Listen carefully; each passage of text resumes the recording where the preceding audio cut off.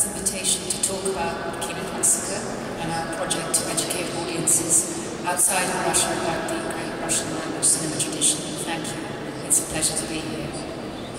It's 100 years since the Russian Revolution, an event which unleashed a period of radical creativity across all the art forms, not least of all in film.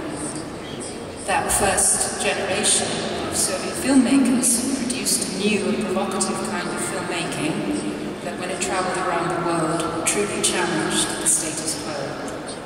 The leading lights of that film movement, among them directors Sergei Eisenstein, Dziga Vertov, Dovzhenko and Podovkin, created a highly influential language of film. They made some of the greatest and most powerful films of all time, films which to this day influence filmmakers across the world. Yet on the whole, audiences in the UK, Europe and English-speaking world remain unaware of that far-reaching legacy.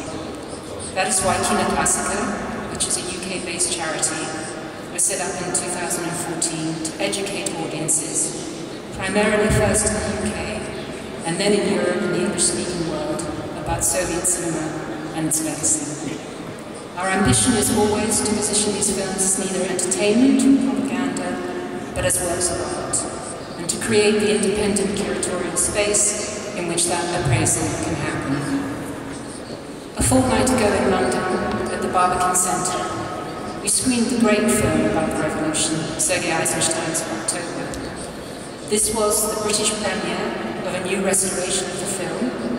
It was also the British premiere of the original Edmund Meisel score, played by our best orchestra, the London Symphony Orchestra. The film had only ever been screened in the UK with bits of Shostakovich stuck on it, and the concert was received with rapturous applause.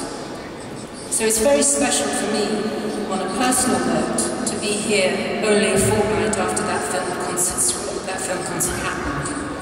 Since not only is October the great film about the revolution, but it also in some way feels like the great film about St. Petersburg, and particularly these buildings. That very much ties into our future collaboration with the cinema section of the Cultural Forum, to create a multimedia exhibition next year about St. Petersburg on film, which I will talk about again later.